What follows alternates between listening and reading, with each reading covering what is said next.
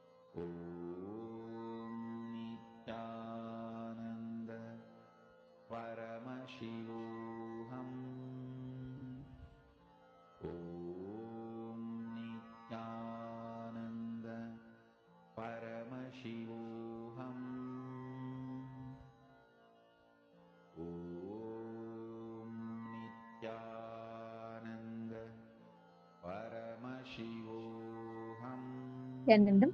You all can please relax. How many of you have manifested?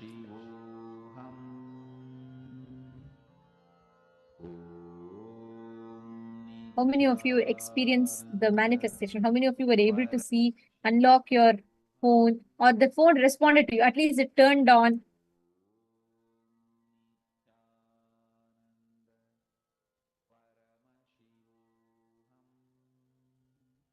See, when you manifest this power, for all the participants that I know, for you, from a very young age, we're all conditioned that the matter can be influenced only by our physical touch, right?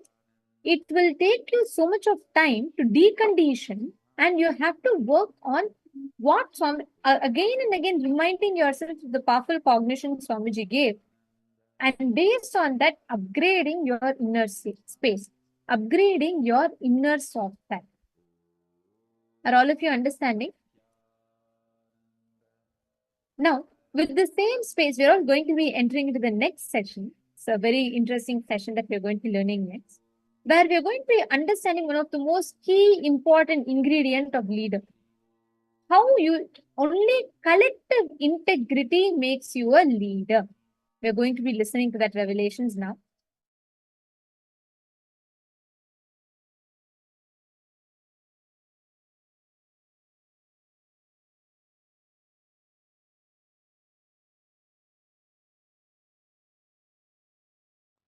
See, unfortunately, Hindus lost the understanding about this collective integrity.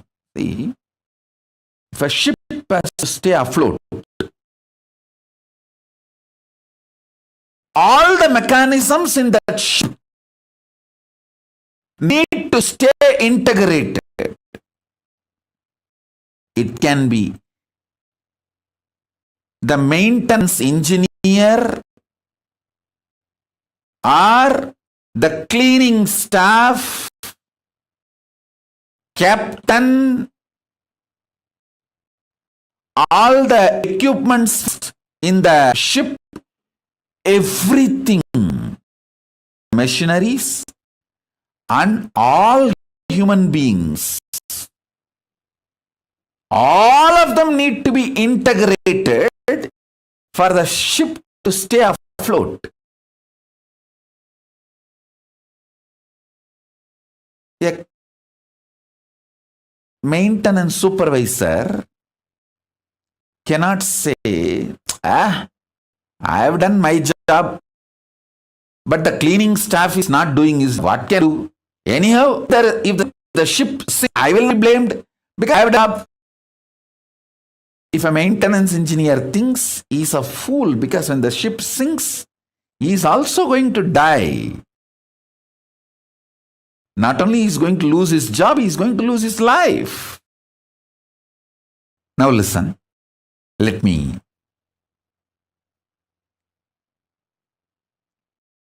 tell you. For the ship to stay afloat and reach the place where it need to reach,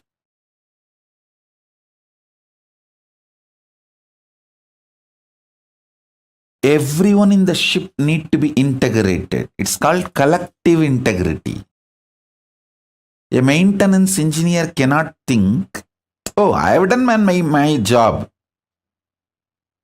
but the fuel manager is not doing his job, or the cleaning person is not doing his job. So if the ship sinks, I will not be blamed. I will not be questioned. I am safe. Let whatever happens to others, or whatever others do or don't do, what is there for me. That level of integrity will not work for the ship to stay afloat. This is exactly done by the Hindus. In the modern day, everyone says, oh, I have tried my best. I have done my best. But others are not doing. What can I do? I have seen this as a typical mold.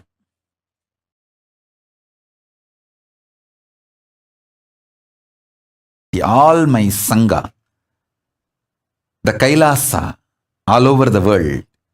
Listen, each one of you, even if you work with a small number of people, if you build collective integrity, you become a leader, you manifest Paramashiva, you become part of the Kailasa.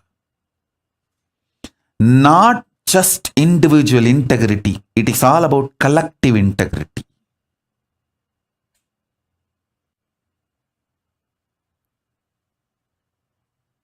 Work on it. Work on it. Work on it. First, make people understand collective integrity should be law of life. So whoever commits for that, take them as part of your team and then help guide work. See, people who don't even want to commit for this collective integrity, you can't do anything with them. Let them have their team then. You form your team with people who accept collective integrity as the common goal and who are ready to work for it, struggle for it, manifest it. Good or bad, ups or downs, we will all stay together and make collective integrity happen. Only people who commit for that form a teamily with them. This becomes your family and team, both teamily, and start manifesting collective integrity. You will be successful in individual level and team level and cosmic level, Kailasa level itself. Your heart, which is convinced about integrity,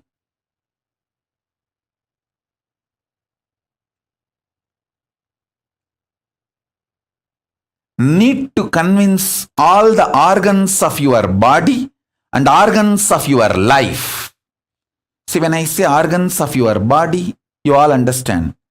Heart, lungs, brain, intestine, all the organs. You all even feel, yes, I should convince all the organs of my body. True. But why should I convince the organs of my life? They should convince themselves.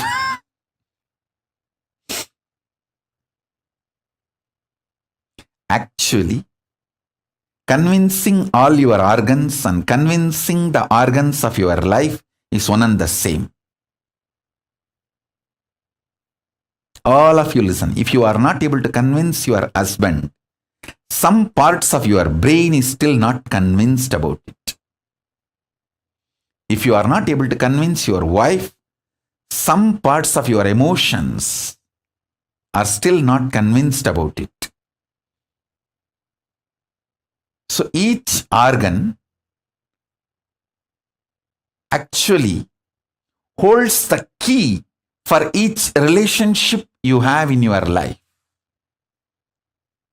Convincing the organs of your body, convincing the organs of your life is one and the same. That is why I insist on collective integrity. I insist on collective integrity.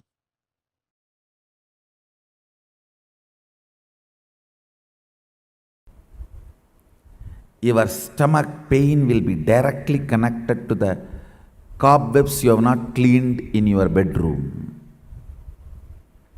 Your ulcer is directly connected to the outside veranda you have not cleaned your house.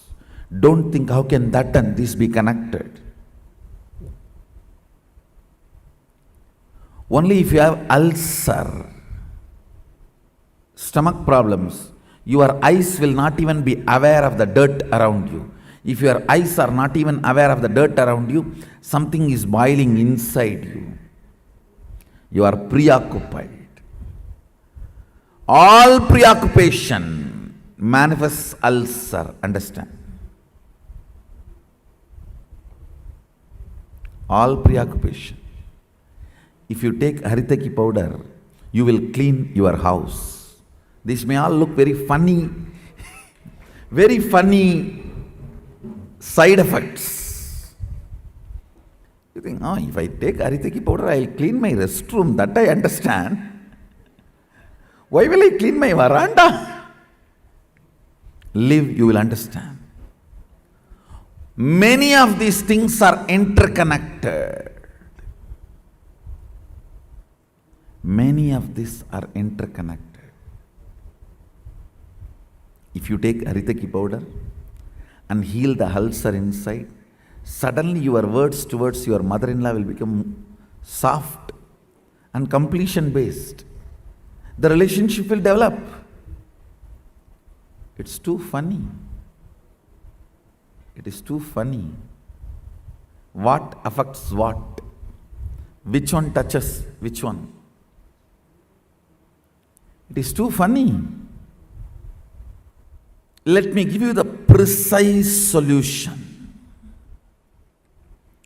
State is achieved by unclutching, completion, all the methodologies of putting you in Nirvikalpa Samadhi. Asana now.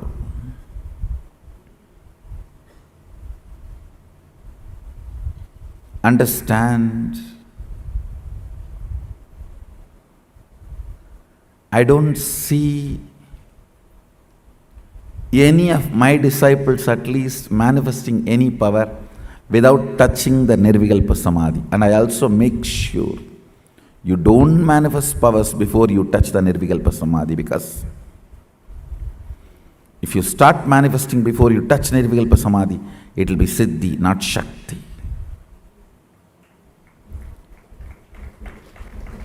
Nirvikalpa Samadhi is too important. Nirvikalpa Samadhi is too important.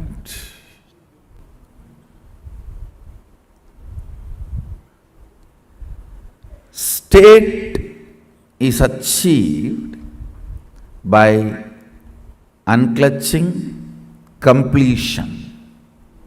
Of course, ultimately by initiation. The Shakti Pada puts you into the state of Nirvikalpa Samadhi, state of Sadashivatva, oneness with Sadashiva. The space is created by more and more completion with others. When I say completion with others, whatever you perceive or cognize as others, making them part of your oneness is completion with others. Understand, whatever you cognize as others, persons, river,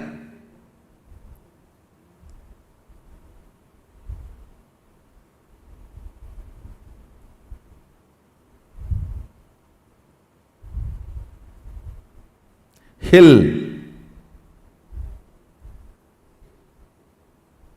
whatever you may cognize as others, imbibing them as part of you, getting them as part of you, making them feel as you, recovering your oneness with them is completion with others. Understand? I am defining completion with others. Anything, anybody you cognize as others, bringing the original cognition back that they are one with you, waking up to the oneness with them or at or it, realizing the oneness again is completion with others. Completion with others is not apologizing to others, understanding others, others are as complicated as you. Understanding others are as complicated as you brings completion with others. You are not a bad person, you are a complicated person. All your dimensions are very strong. What others consider as good part of you, what others consider as bad part of you, all are very strong.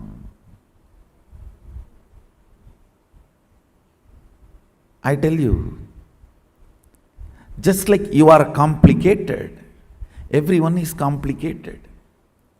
Understanding everyone is complicated brings completion with others, and you start feeling oneness with them. You start feeling oneness with them.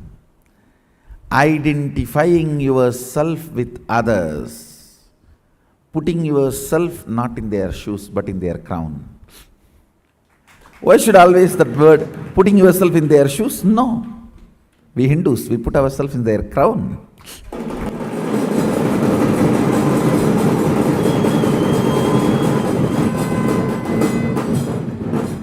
Understanding the complications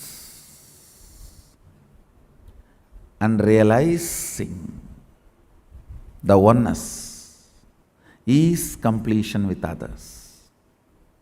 Taking responsibility and enriching. Understand completion with others, taking responsibility for others and yourself, and enriching yourself and others. This is what is creating space. Put more and more energy in that. All your patterns, obsessive, compulsive, reactionary patterns, are not worthy. Life, Paramashiva's powers are only worthy to manifest, celebrate, enjoy. Listen carefully. Listen intensely.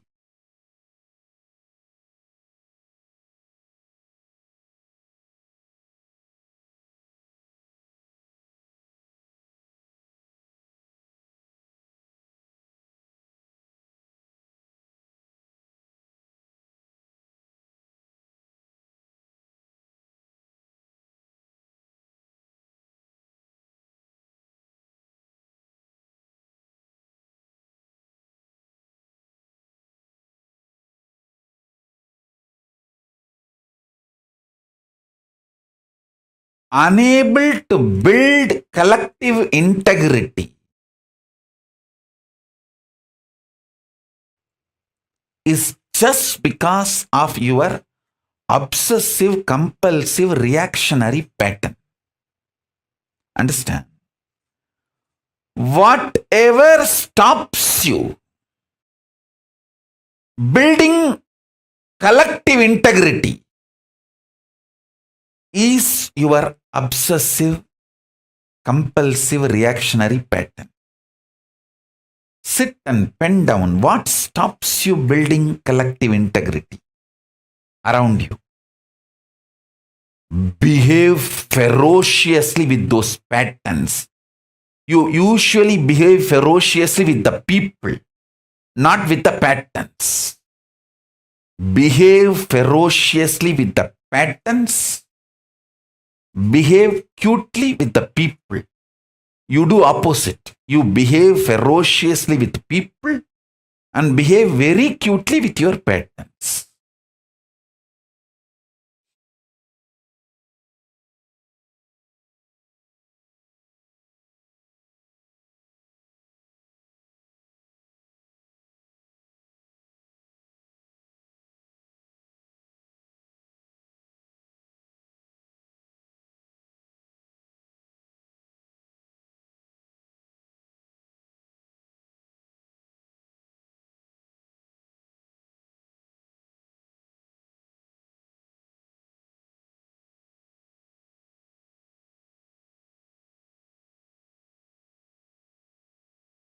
Every time you behave ferociously with your patterns and break, you manifest at least one power of Paramashiva. Listen.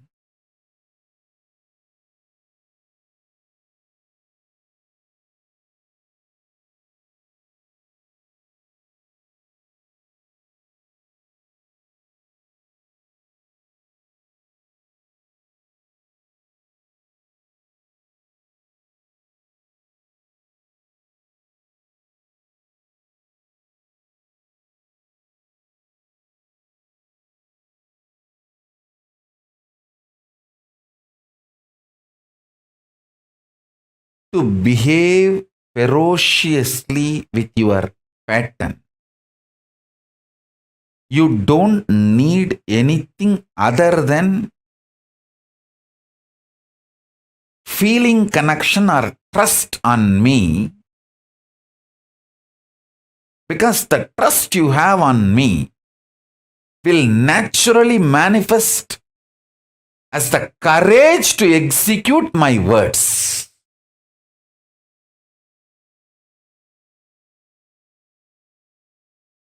That is the way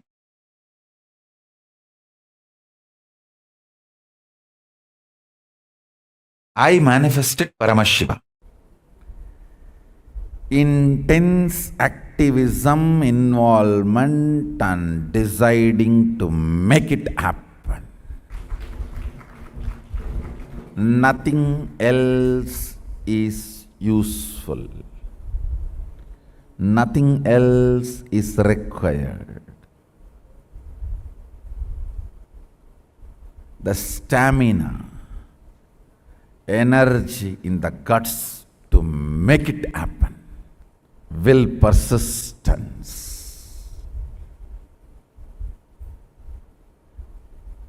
Do you know in how many places the oppositions I am facing? But I don't think even once, I don't feel cognized even once, nobody is supporting me.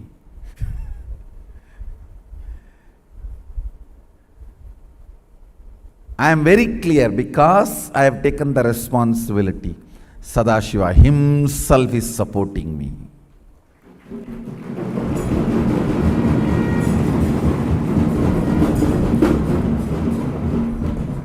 He himself is manifesting.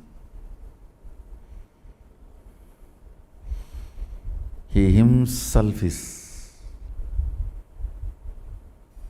doing everything. Understand, you will have in your inner space 10 choices. One, oh, I am trying every best, nobody is supporting me. One thought current. Loser. Losers don't sacrifice. Losers are the arrogant, abusive fellows. Out of arrogance and abusiveness, no sacrifice will happen. This is another one thought current. The one more thought current.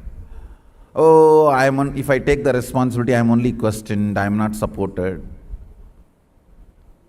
You are given everyday food, that is a support.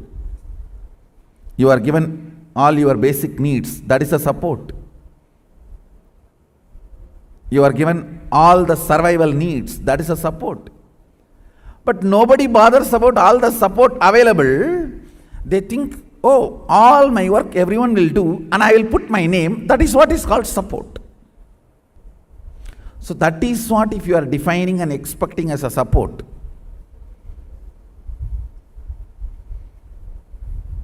You will have Bodhaganas taking care of you.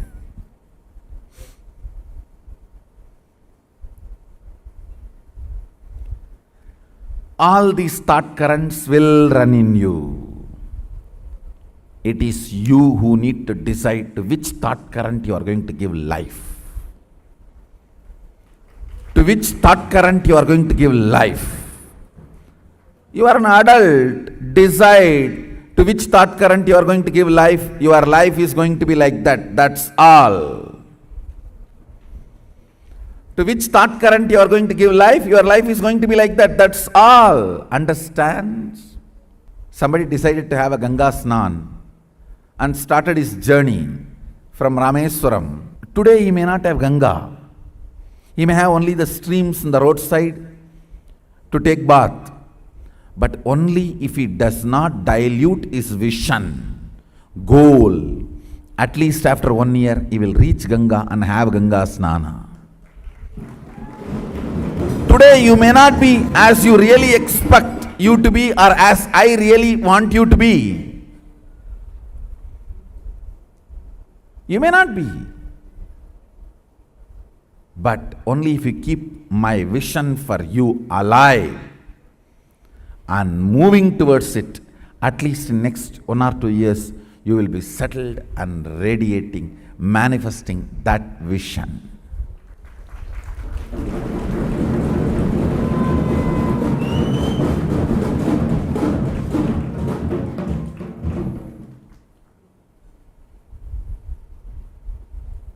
Understand,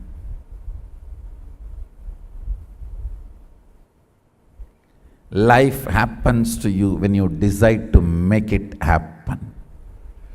If you are sitting, let things automatically come. Automatically only one thing will come, that is problems. Life happens to people who consciously decide. That is actually a good news. It comes to you only the way consciously you decide. Means what? You develop, you decide, you design. That's such a good relieving news. So I know there will not be any unexpected problems. That's a freedom. Feeling empowered. It is we who decide and design the life. To what you are loyal, that will be your life. To what you are integrated, that will manifest in your life. No question of reasons. I always tell, valid reasons for your failure does not make success. Valid reasons for not doing is not equivalent to getting it done, making it happen. Make it happen. Shock everyone by making it happen. That's my life. Last 44 years, this is the statement I can make comfortably about me.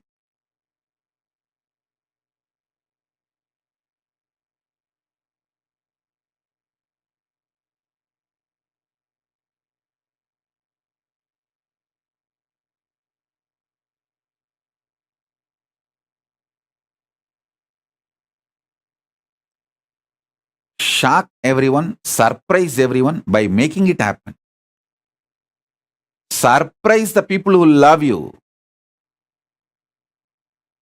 Shock the people who hate you. But both by making it happen.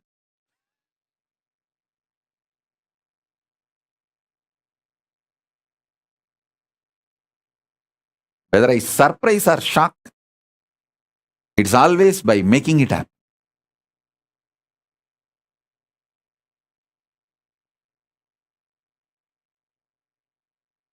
If I start 10 projects and only one is successful, I will start 10,000 so that at least 100 will be successful.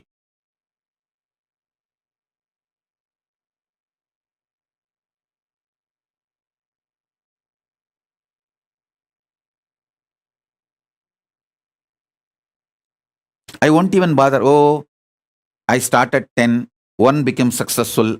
Let me start 10,000 and at least 1,000 will be successful.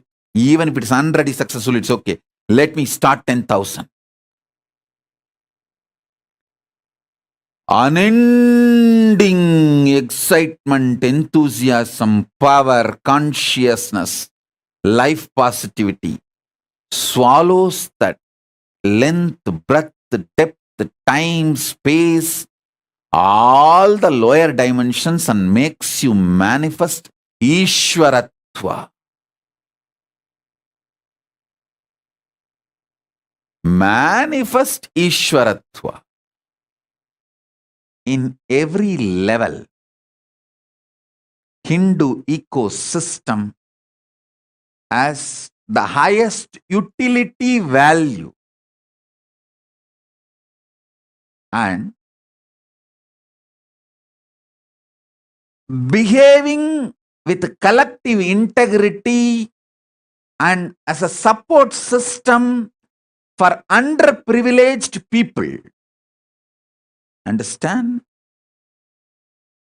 Behaving with collective integrity and being a support system for underprivileged people, not just doing charity, not just helping during the crisis, even in the regular life, supporting and raising the quality of life of the underprivileged people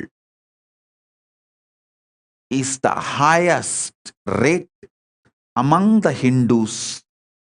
Whether you see the Tamils in Canada or Patels in United States of America or the Sikhs in Canada, you can see the ecosystem of supporting the underprivileged people to evolve in their life is something fundamental.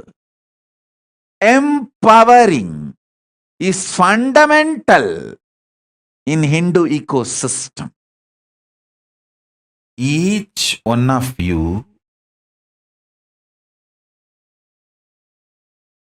is literally my extension. The life which is in all of you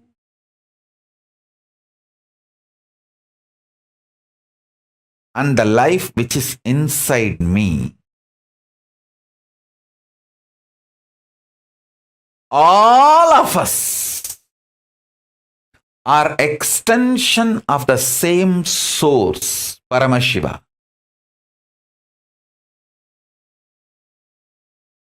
With the tremendous love from the oneness.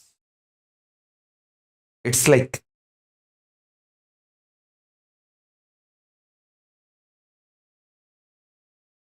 in India, in kindergarten schools, the kids will be forcibly made to sleep during the noon time after food. All of you have to just lie down in a row and naturally kids, when they have so many friends, they don't want to sleep, they want to play.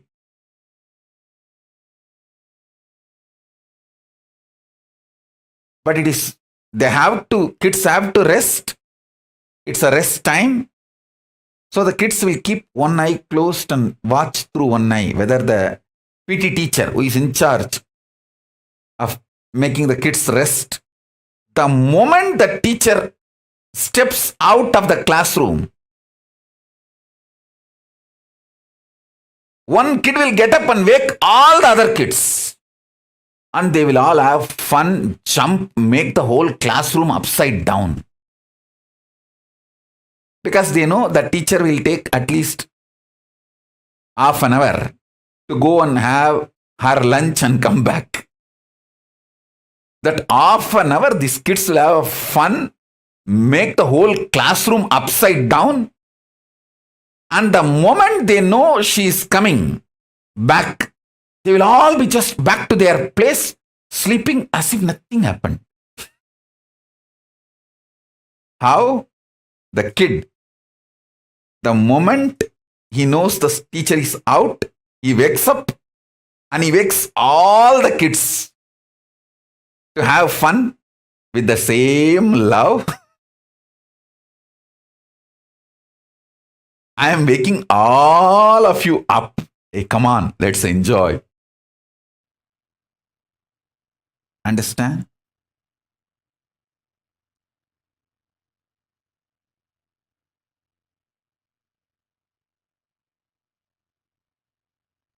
especially when it comes to guru relationship, the option to drop does not exist because it is Janma Janma Vrata, Bandha. It's a relationship of Janmas and Janmas, births after births. Due to the tapas of so many births, you even feel connected. And after getting connected, you only have to grow more and more in collective integrity. Kailasa is all about ecosystem which makes you manifest this great cosmic sciences, possibilities, powers. Whatever I am talking, making it all this as a reality. Making an ecosystem where all this is life, really life. I realized we need a political sovereignty to make all this into reality. Where the collective integrity is the law of life. So that you are always focused. You are always working towards making the individual integrity to manifest into collective integrity.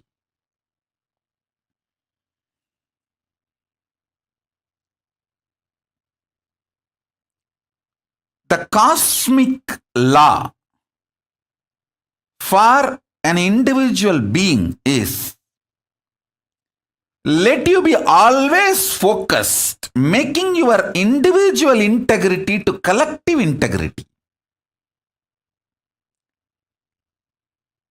If you are always in the mood of breaking the collective integrity, you will lose even individual integrity. You should always be in the mood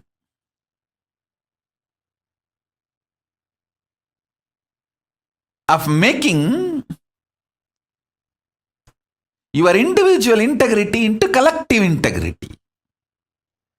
First, make people understand collective integrity should be law of life. So whoever commits for that, take them as part of your team and then help guide work. See, people who don't even want to commit for this collective integrity, you can't do anything with them. Let them have their team then. You form your team with people who accept collective integrity as the common goal and who are ready to work for it, struggle for it, manifest it.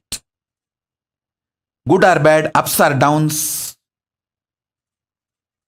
we will all stay together and make collective integrity happen. Only people who commit for that form a teamily with them. This becomes your family and team, both teamily, and start manifesting collective integrity. You will be successful in individual level and team level and cosmic level, Kailasa level itself.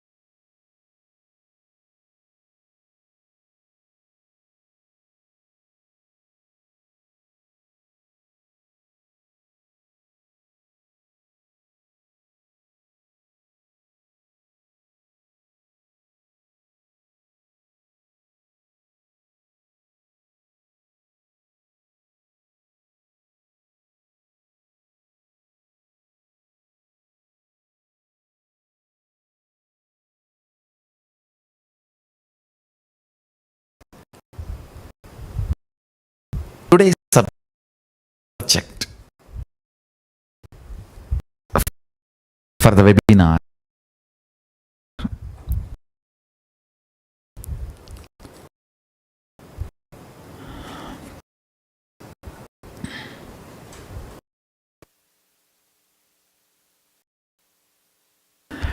Leadership through superpowers. Listen. I'm talking with all my integrity. Just listen. By the end of this satsang, you will start manifesting superpowers. Just now, this truth was revealed to me by Paramashiva. I am sharing with you all fresh, directly from Paramashiva. Listen. First thing, be compassionate and loving to yourself. Understand superpowers are possible and you are worthy of it. That's the first understanding. Powerful cognition you need to have. Do not bother about you are not able to believe this, you are struggling with this. You decide, I will be integrated to this because my Guru has told me. That's it. Everything else will start slowly diminishing. One good thing is, whether good or bad, you don't remember it for a long time. Whether your problems are achievements, you don't remember it for a long time. That's one of the greatest thing we have. So just decide consciously to stand by my declaration. Be integrated to what I am declaring. Decide whenever you are conscious, you will decide to believe you can manifest powers and you are worthy of it. When you are unconscious, when you are internally struggling, your subconscious fighting with unconscious, unsubconscious fighting with uppo conscious, all that, let it go on. Whenever you are conscious, with all your consciousness, you will decide to believe and declare integrity and allegiance to what your master, your Guru is telling you. I am telling you, you can manifest powers and you are worthy of it. That's the first. Second, listen very carefully. All of you work with something called thought current patterns. For example, all of you, whether you are an atheist or theist, whether you believe in God or not, you believe in omens. I have not seen a single atheist who does not believe in omens. I have seen enough of atheists. I have not seen a single atheist who does not believe in omens. Means, when you go out, if this person comes, all your work will be successful. When you go out, if you see this kind of scene, you will be failure. When you start something, if you have this kind of mood, you will be successful. When you start something, if you hear this kind of news, this kind of messages, informations, you will be successful. Understand, all of us, our brain is hardwired to work in certain patterns. All of us believe in certain patterns. If I see this person on the way, If I get a call from this person in this situation, things will be successful for me. If this happens, things will be failure for me. All of us have certain kind of a internal belief structure. Morning when you wake up, if your mood was like this, your whole day will be successful. If your mood is like this, your whole day is over. All of us have this kind of internal analysis, internally analyzing and concluding patterns. Listen. Just like you are good, bad, omen for omen, how you have a patterns to come to conclusion. Just that same thought current, if you start shifting to your cognition, whenever I carry this cognition, I am successful. Whenever I carry this cognition, I am failure. If you start connecting, this will become a conscious power structure. Understand? Omen is unconscious, coincidental structure. Omen has nothing to do with inside you. What is happening? It is, you always associate with the external. Instead of external Om structure,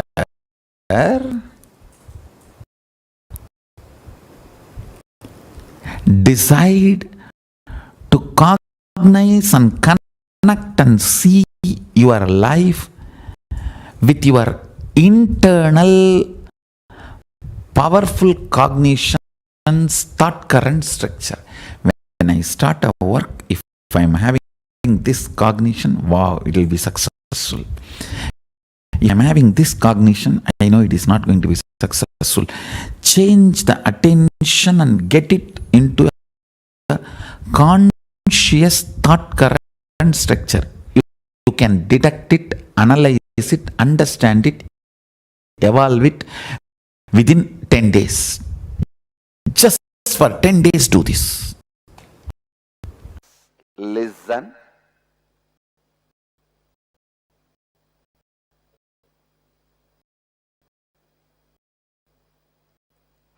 When you start thinking with integrity,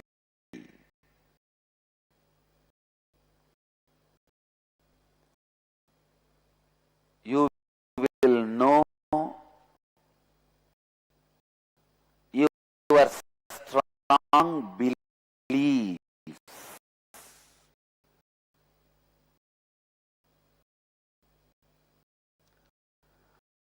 One of the biggest problem human beings have, love to be successful, but deeply believing yourself as a failure. Constantly, every one of you love to be successful,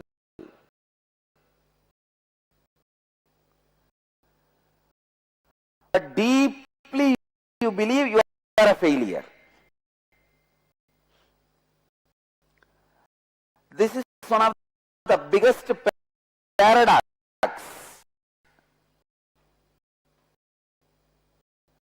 The lack of integrity in your thinking.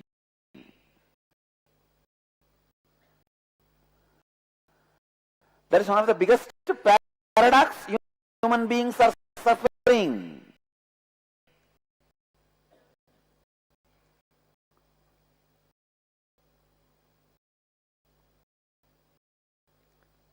Some of your actions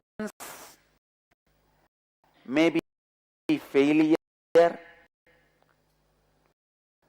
Some of your decisions may be failure.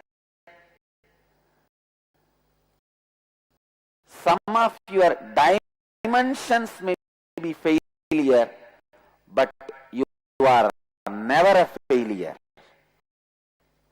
because still you are breathing.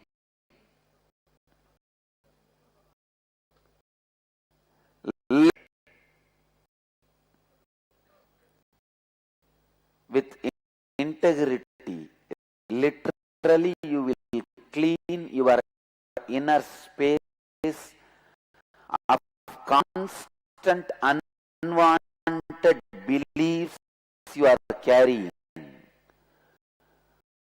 The strong beliefs you carry, you are going to be failure continuously leads you towards failure.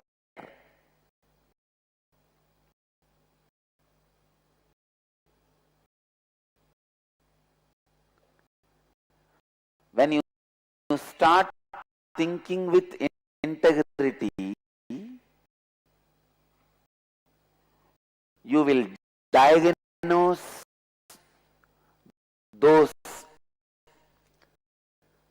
self-fulfilling negative prophecies you constantly give for yourself.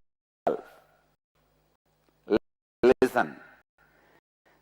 Self-fulfilling negative prophecies constantly you give for yourself. How many of you behave like a self-fulfilling negative astrologer for yourself?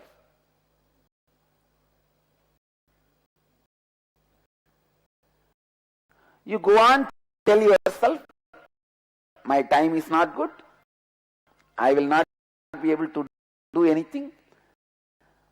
This is what, that is what, that is what. And after you do it, you start believing so strongly, you fulfill it.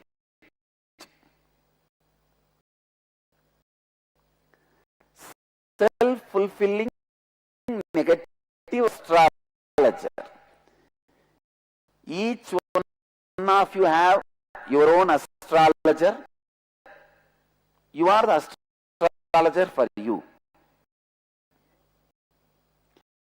You are the trainer for you. You are the judge for you.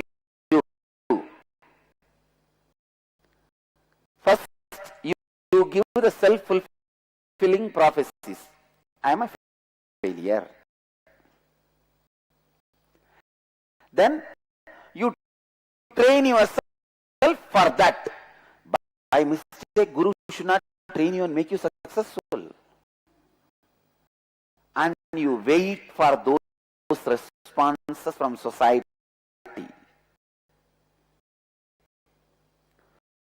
You do not bother the support you receive from Swamiji, but you are haunted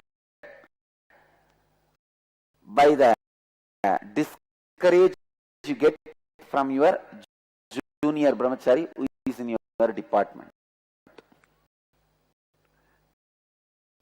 Because you are training yourself to be failure.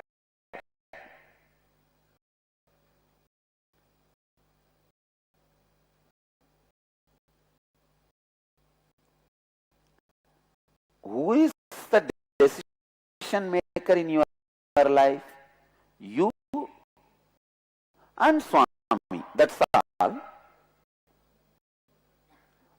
But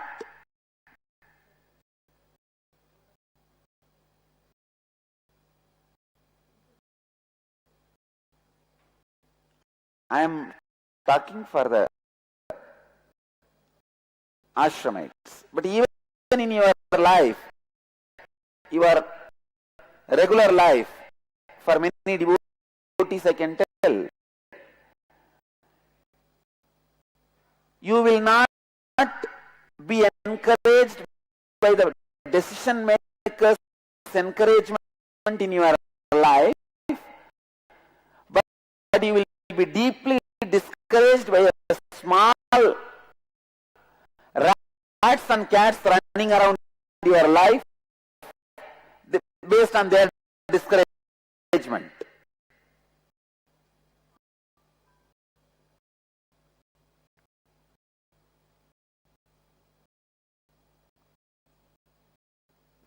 First, you are an astrologer for you, who declares your failure. Then you are a trainer for you, to train yourself for failure. Even then failure does not come. So you yourself become a judge and declare failure. When some small thing happens, you declare the failure. The subsequent inner images are all like branches. How many of you are able to cognize what I am saying? If you are not able to cognize, please raise your hand. I'll repeat once more. Yes. See, in the young age, corners you for some reason, or your brother beats you. You go on in a room or under the dining table, completely powerless, shaken. At that time, a statement about you to you, I am weak, failure. You may make any statement. It will be usually in your, not be in English. When you now relive, go back, you clearly there. That is the first statement towards you, about you.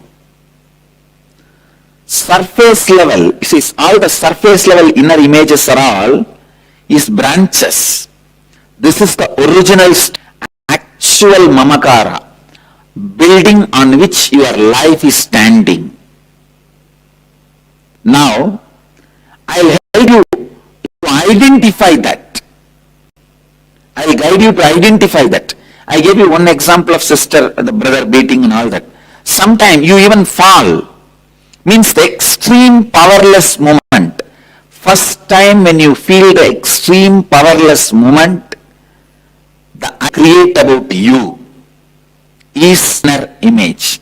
The original root pattern or the actual inner image.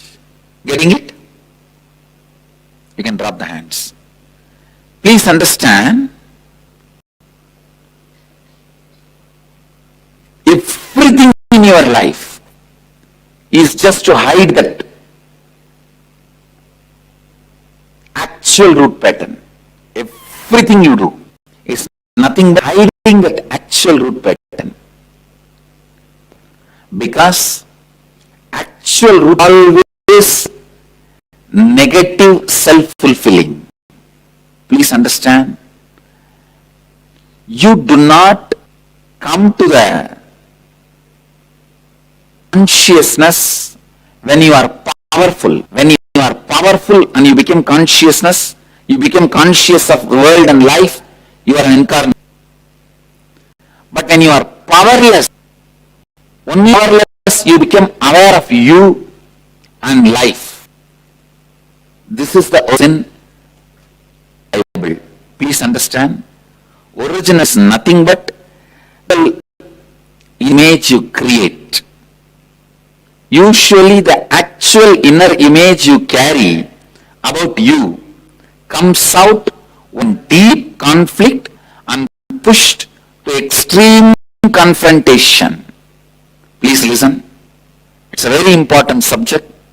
This session you should not miss, because now starts the spiritual alchemy. Till the last session what I was teaching is like an introduction to my dictionary. It's like a foreword. It's not a body of the book.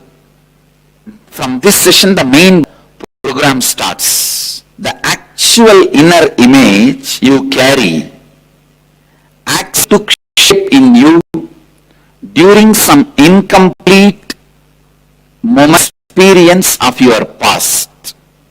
You will not be able to identify now. Now don't try to think back. Oh, I think this is the moment. No.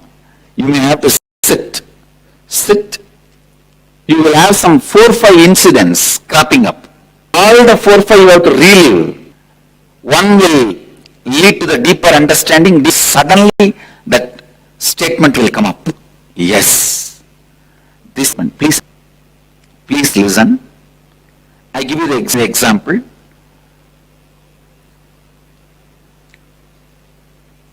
Your uncle has beaten you one day. That was the strongest moment you ever felt in your life. Means when you relive, before the uncle started beating, after you finished crying, these two you will remember. In between there will be a black, there will be a space. How much ever you try not be able to remember. You have to relive till you complete and put the bridge. Getting it? That bridge which you are not able to remember now will be the statement of actual inner image.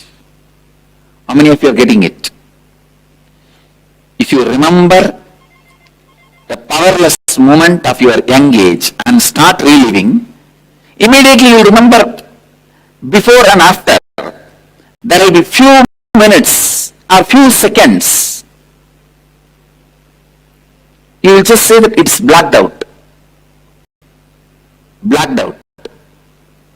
Exactly, I have to think. Understand what I am saying? So when you bridge that moment, you have that actual inner image built at that moment only. Right from the time of birth, your body, mind, thoughts, impressions of pain and incompletion, each of those impressions heaped upon one another, one over the other, and then there was a point when the whole heap becomes heavy load on you. Whole heap load on you. That was the moment in time the first actual inner image built in. Please listen. How many of you now at least remember 4-5? Maybe out of these 4 things I created my inner image. How many of you are able to grasp? How many of you are not able to grasp? Understand there is no other enemy in your life other than your self-doubt, self-hatred, self-denial. You do not have any real danger, but your perceptions about danger keeps you in fear and makes all your fears into reality. That all your fears, which is not supported by the real danger,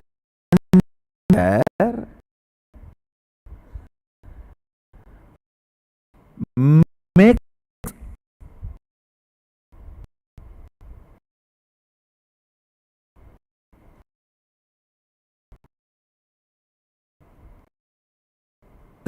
self-fulfilling negative thought in you as reality. Listen. See, there's real danger. And you are acting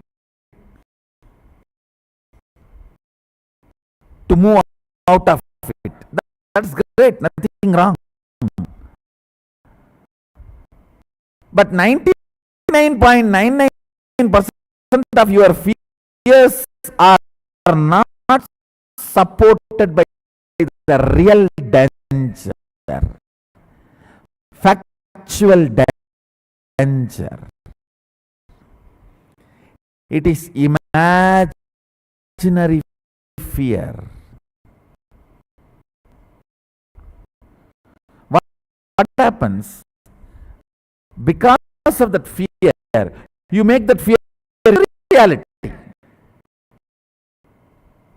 I have seen many people. I don't know whether I will be able to survive in the Adhinam. Better let me run away. With the fear, they run away. That's all. So they are not surviving. Whatever is their fear, they are making it into reality.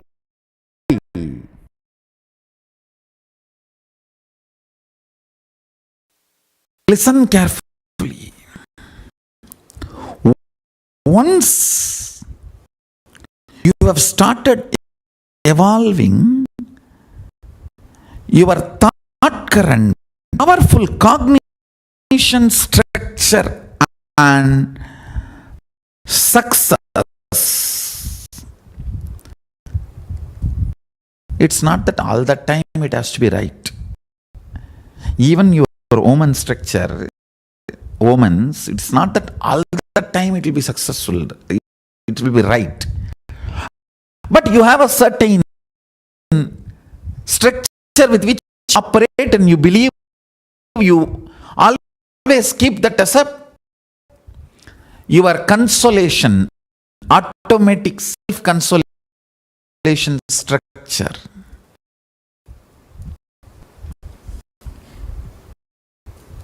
Listen carefully. Instead of having your connecting mechanism with the external happenings, if you connect it with internal thought current,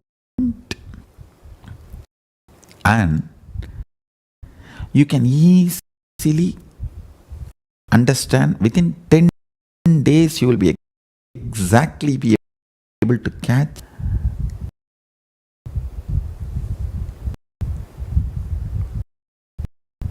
what thought current brings success and what thought current brings failure. You'll be able to match it. Then,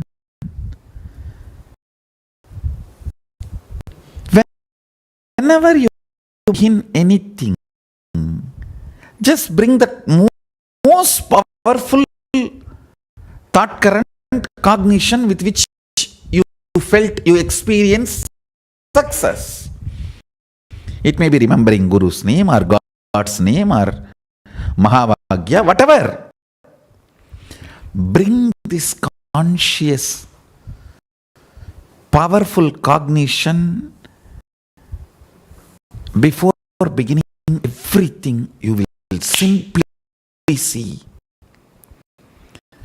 power manifestation becomes your lifestyle. And I tell you, if you start manifesting powers, even 1% of your decision making process, I'll repeat, if you start manifesting powers even in 1% of your decision making process, you will become a leader. You will become a leader.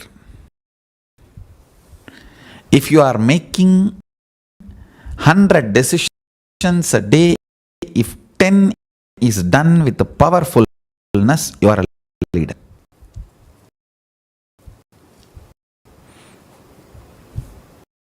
I'm telling you. I've seen enough of mindlessness, beyond mind, powerlessness, powerfulness, everything. Shastra Pramana, Apta Pramana, Atma Pramana, Sakshi Pramana in all 4 layers. Pratyaksha Pramana means just by revelation, which becomes realization spontaneously, instantaneously in you as it is in me, is called Pratyaksha Pramana. Now listen.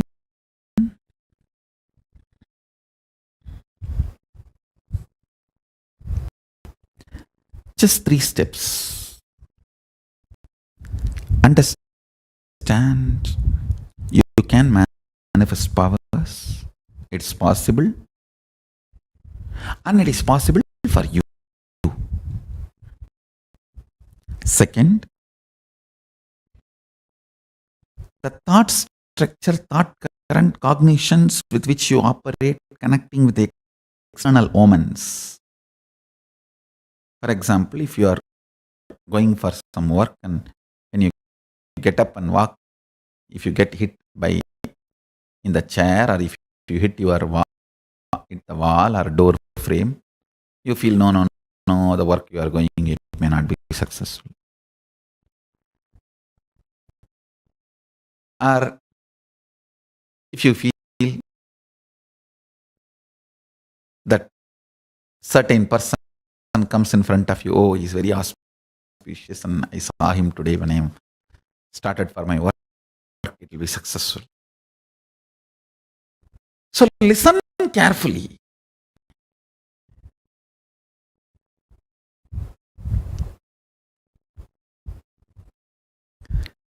There is no human being who does not have this kind of this lucky charm, good omen, bad omen, thought current. Everyone has this. This lucky charm, thought current. Only thing, instead of connecting with external situations, persons, things, your lucky charm, thought current need to be developed with your internal cognitions. When I start a work, if I have this kind of thought current, how I experience the success or failure. If I have this thought current, am I going to be successful? If I have this thought current, am I going to be successful? Which one is going to bring success and which one is going to bring failure? Connect with your internal cognitions. I tell you, if you develop conscious connecting structure, suddenly you will realize the highest cognition you should keep inside you to be successful is Mahavagya, oneness with Paramashivoham. Start all the time consciously initiating, instigating, invoking oneness, thought current of Paramashiva,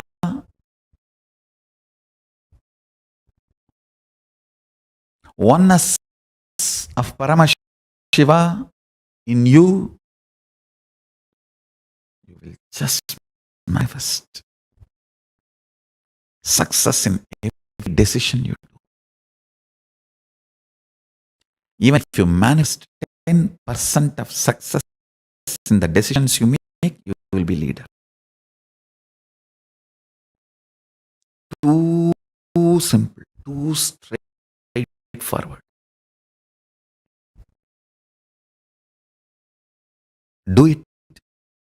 You will start manifesting powers from now.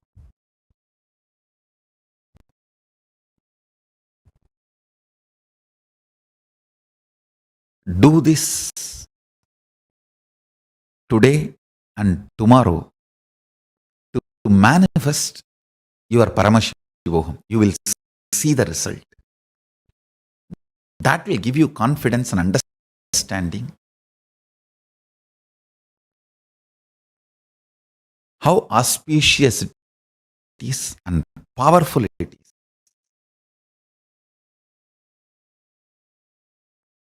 I request everyone to practice this for next few days. You will manifest Paramashivoham just like that.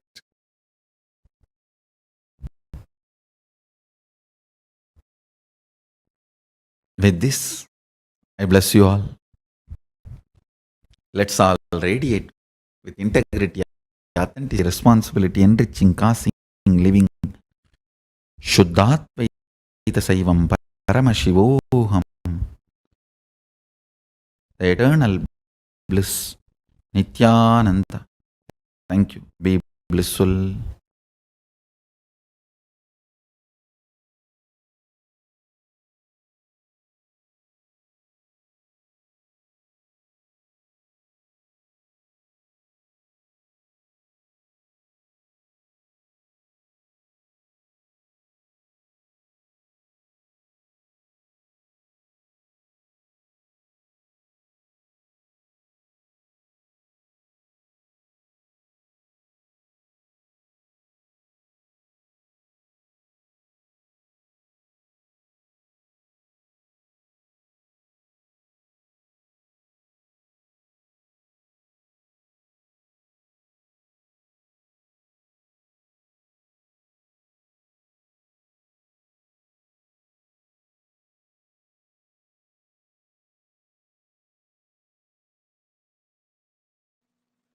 Tripurantaka. This is the form in which he opened his three eyes. The manifestation as Tripurantaka, he opened three eyes and burnt Tripurasuras, the three demons who had three worlds for themselves. He burnt all of them just through opening the third eye. So, this manifestation is Tripurantaka Murti. If you want to destroy negativity, invoke him. Invoke Tripurantaka Murti, he will destroy it. The story has a beautiful meaning. I have seen many times. People come to me, Swamiji, I have this problem, I have that problem. Please help me. If I try to help, suddenly they will have their ego. What kind of help we can give?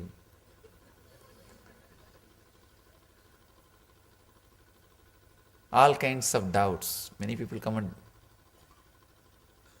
they think, if such a big organization is there, I can also do what Swamiji is doing. Sometimes when ego comes, you start judging. Shiva says, no, for my mission, no organization is needed. He just opens the third eye and Tripurasuras are burnt. There's a beautiful, subtle truth. One more truth in this story. You can understand the story from this angle also. The three Rakshasas, three demons are nothing but our own inner engrams. The fear, greed and worry. The fear, greed and worry. These are the three Rakshasas. And the chariot is all kinds of techniques, rituals, techniques, all those things. Opening the third eye is unclutching this moment, bringing your intense awareness to this moment. If you can bring your awareness to this moment, unclutch, you don't need chariot to burn the Rakshasas. You don't need these chariots to burn all the three Rakshasas. Bring your awareness to this moment and unclutch. you'll open your third eye, the inner awakening will happen. The Utsava has a great meaning when Tripurasuras, three Rakshasas, it's a Anava Kanma Maya, the three negativities, the ego, karmas and illusion. These three Mayas, Tripurasuras they are called. When they are torturing all the devatas, good engrams and the good qualities which you have. See, the human body is a big war field where these few things are constantly playing.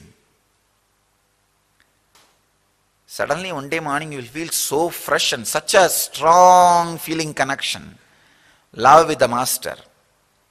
By evening some samskara will trigger and some foolish idea will come up, the full of hatred, fear, anger, anxiety, insecurity, hatred. This love-hate relationship goes on and on and on like a churning.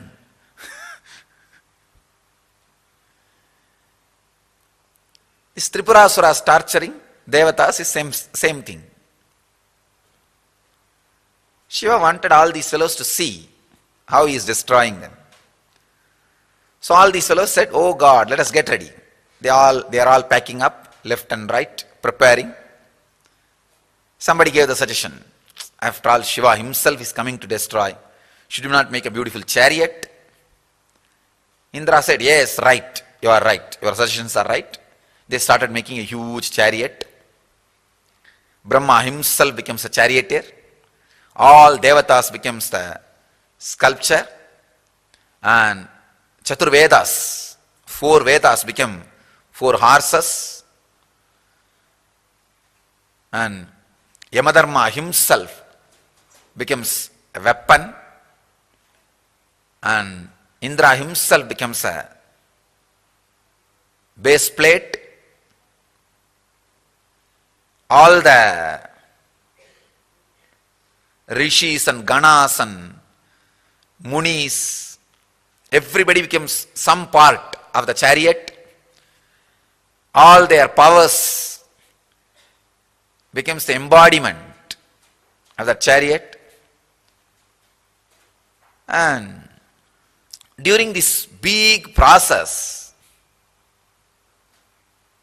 suddenly Indra got the ego.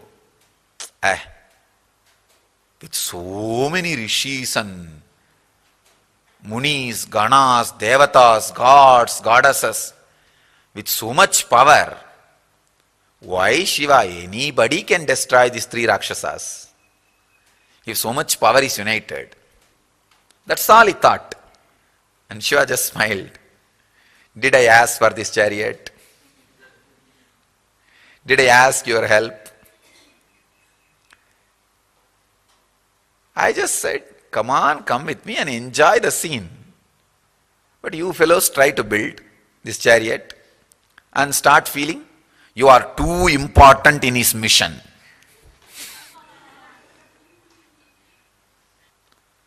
Sometimes the Indras feel that.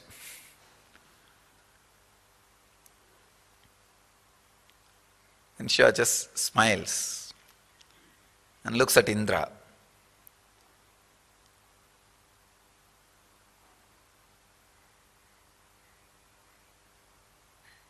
Indra understood what he is thinking.